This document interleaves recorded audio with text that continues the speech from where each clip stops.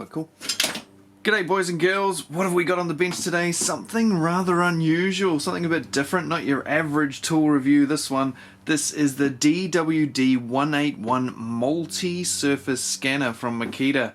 It's 18 volt and 14.4 volt if you swing that way, and it comes in, what's this, a number 2 Mac pack? Anyway, let's take a look what you get with it. I didn't actually buy this tool. Makita have lent it to me. It was brand new when I got it, so even though it's back in the box and looking all brand new, in some respects the wheels on it are a little bit dirty. But I thought I'd put it back in just to show you how it's presented. You get this safety instruction, but not actually instructions. The instructions on how to use it, it's a little odd, isn't it? In 2022? That aside, let's take a look at the tool. So this is the tool only version, but there is space for one battery on the tool, another battery here, and the charger here. Tool is all wrapped up so that I don't damage it, because these are not cheap. Take a look down in the description if you want to know how much they are. I'll put some links to different places. Handy Hardware here in New Zealand. Hopefully they'll have them online by the time this video goes up. Yeah, they're not a impulse buy, you could say. Hence why I have borrowed it rather than forking out for it, because if I bought this, I wouldn't be able to do any other reviews for the next few months. Before we put a battery on it and see what it does, let's just take a look at the unit. As you can see, nice big sort of screen here. It's a color screen. It's 4.1 inches, I do believe. Yep, there's some things in this country we still use inches for. It has 4 of these car wheels, as my wife described them. They do kind of look like toy car wheels. On the back here you can see where your mark is for your lasers. You'll have a laser light coming out either side to keep your line level. You have lights coming out the sides and the top as well. But this is the target area. This is where you will pick up your detection for your rebar or your plastic pipe or your wire cable or your metal stud or your timber stud. All gets picked up here. And you'll see how that looks on the screen in just a moment. It rolls very freely. You put this on concrete on the ground and it's not dead level, it rolls away on you. I was using it the other day on a slope and it was the perfect slope, and it just rolled along at a nice good speed to see it just mark everything off. It's quite cool. Anyway, let's chuck a battery on it. If you are using a 6 amp hour battery, Makita say it will last 28 hours approximately. I'll just take their word for that. I'm not going to test that. So when you power it up, it takes a few seconds to come on and starts on this screen every time. Single detection or multi-detection. If you go single detection, you'll then get asked whether you want dry concrete, wet concrete, partition wall or radar. Now the radar view is quite cool once you get to know how it all works. If you've ever watched Time Team and you see them doing the geophys where they scan the ground and it all looks like gobbledygook and you can see sort of layers and stuff, it's kind of like what this is. So once you get used to it, it's quite cool. But at first it's a little bit, but if you don't want to deal with the radar, if you want to make it slightly easier, go to something like the dry concrete mode, press enter, and then as soon as you start rolling this thing along a wall or the ground, it'll start finding rebar for you. Down the side here we have measurements. That's in centimeters. I'm guessing if this tool is available in the States, these will not be centimeters. So Makita say it goes up to 180 millimeters or 18 centimeters. The gauge here seems to go up to 25 centimeters, but we'll see. 25 centimeters deep concrete is pretty darn deep. Most walls are nowhere near that thick if they're just on a factory or a house, and same with driveways and stuff. Most driveways here would only be like 100 to 150 mil, so not really going to be a problem for finding most things. Just quickly have a look at the wall behind us. It's a concrete block wall, and we'll see if we can pick up the electrical cable that's running through it with this. Just about here there should be a wire coming down, so let's see if we can find it. So we'll just roll this across the wall, and there we are, just there. So the wire coming down here. We take a look here, you can see the cable going into the concrete block wall. Let's just see if we can pick that up. Oh, there it is there. As you can hear, there is an audible beep when you hit something. What depth was that? 4.1 centimeters. 41 mil. Now I've noticed sometimes when you go one direction it doesn't quite pick something up, so if you go back the other way you can grab it. So it pays to go in both directions all the way along the area you're scanning, just to make sure. As well as the dry concrete, like I just said, tap the arrow there, you'll get wet concrete. So the job's just been done and you want to make sure the boys stuck the rebar in it. There's your option there. Or if you're checking the walls in your house trying to find studs, trying to find cables, trying to find plastic pipes or plumbing, partition wall is for you. If those three aren't giving you what you want, you can always just use the radar view. Once you learn how to use it, like I said, there's more options for you to see stuff with that may not be picked up with beeps and dots on the other settings. With the radar view you won't get that little beep and that dot. So the radar view will give you a cross section down through where this line is and that dot, that's where it's reading it.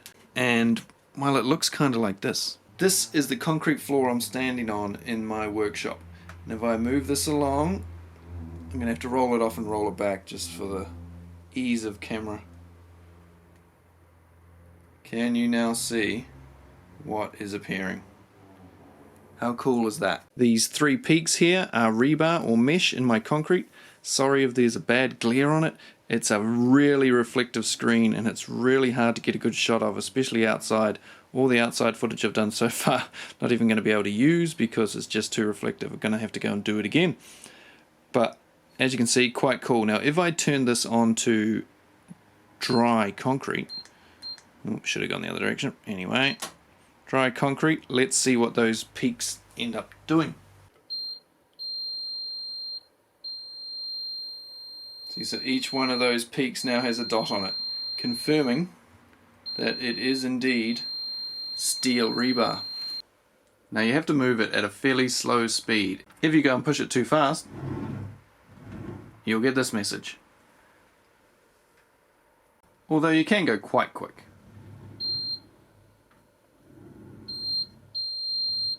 Picking up stuff underneath my bench top here. Tools underneath the bench.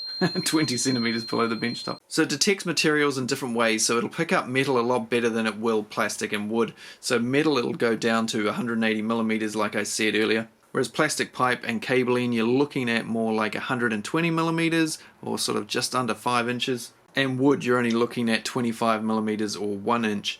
So you'll go through your 10 millimeters of plasterboard or your half-inch sort of a plasterboard. If you've got more than a couple of layers it might start getting a bit iffy finding your wooden studs. I haven't tested double layer. Oh, I can actually test that in our room because it's double layer. Yeah, I'll try that. Running along an internal partition wall, I can see there's a stud there. Could be another one there, yeah. Another one there. So they stand out nice and easy with those big spikes. And if we want to find the nogs or dwangs, whatever you call them where you come from, you can just run it down the wall and there's one there. And there should be another one about here. There it is.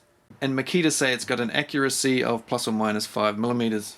Bit hard to test that when you've got a solid block of concrete with a bit of rebar in it. But if you have to avoid something, you just know you go an extra 5 millimeters either side and you should be all good. It's IP54 rated, so that's okay for like a little bit of dust and splashes of water. Don't go leaving it out in the rain or anything. At the price of this thing, I'm pretty sure you won't be wanting to do that. And what about the temperature range of this thing? Well, minus 10 degrees Celsius to positive 40. In Fahrenheit, that's... If you now decide you want to do multiple passes instead of a single detection, then you push this button up in the top left. Takes us back to that first screen, go over to multi-detection, press enter, this is the enter button for everything, and you get 3 panels on the screen instead of just the one. You've now got 3 strips, so now when you use it, you can now see the top area is selected with a green line around it. Do your scan, saves it to the top line, move down a bit, next scan, and then the third scan. And it will put all 3 images on there, and you can see there's something coming down here. That is probably the board that runs in the center of this bench. So that way if you've got rebar, you can find out which direction it's going. If it's a dot there, there, and there, then you know it's going on a diagonal. If they're doof, doof, doof, you know it's going straight down. This image doesn't take an image that sort of size. It's a cross section, and you're looking at the cross section, remember. You're not looking at a big square from the top, you're looking at a slice going down through. Or in this case, 3 slices. There is also a settings button on there. You can turn the lights on and off. You can turn the laser on and off. You can turn the beep on and off. You can turn the brightness of the screen up and down. 3 different settings there. You got a sleep timer, an off timer, and here you change between batteries. 18 volt or 14 volt. Seems a bit odd because it seems to work on both. I mean, if you've got a 14.4 volt battery and you stick it on and the thing's set on 18, it's still going to start up, right? I don't know. I haven't got a 14 volt one to check exactly how that, of course, works, so we'll go back to 18. And then you can change the unit there. Oh, there we go. Inch as decimals or fractions. Evil. The annoying thing is they haven't got millimeters on there. You got 2 different imperial ones, but only 1 metric. Damn. And then language. You can change the language if you so desire. And then back to our screen. Go back to single detection. And we'll go out and have a play somewhere, eh? Find some walls to have a look inside.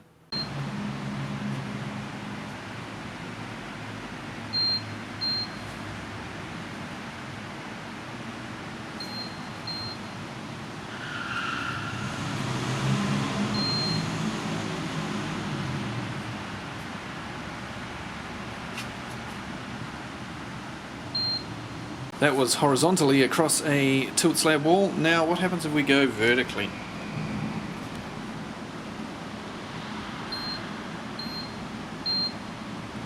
See, there's a ton of rebar in here, as there should be.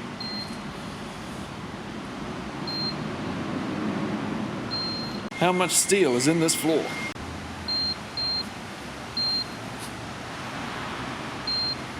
What about through wooden floors? Let's go single detection, partition. Let's see if we can pick up the joists. The good thing about this is I know exactly where they are, of course, because you can see the nail heads, and so we'll know if this thing's accurate or not.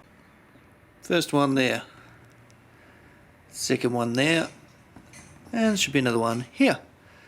When you go back, pays to go past and then come back to get the full picture. You can see the red line in the center lines up with our nails up here. What about through carpet though? How does it go through carpet? Can we still see them? Oh, a little bit trickier. Oh yep, you can just make them out. There's one here which lines up with the nails behind me. Should be another one about there. Yep, there we go. So you can still just see them. So if you need to drill down through some carpet and you don't want to hit a joist, there you go. So it can see through wooden floors, it can see through partition walls, through plasterboard, through concrete. What can it do? Can it see through the Titanic? Let's try that. We'll have to do it upside down because of the shape of this thing.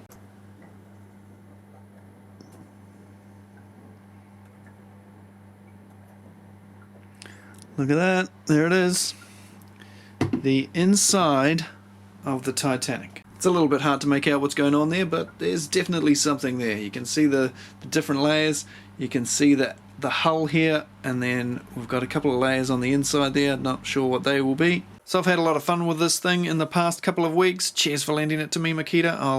I'll try and get it back to you soon. It's one of those tools that when you've got it, you just try sticking it on everything. So I was running across my chest before I pushed record just now, just to see what that looked like, running it over the bed, see if you can see the springs and a mattress, all this sort of stuff. Running across the fridge door, just anything really, just to have a bit of a nosy, see how it worked. It's a very cool tool, but like I said earlier, it's not the sort of thing most people are going to have in their arsenal. It's a pretty specialized tool, and for the price you're going to want to be using it every day.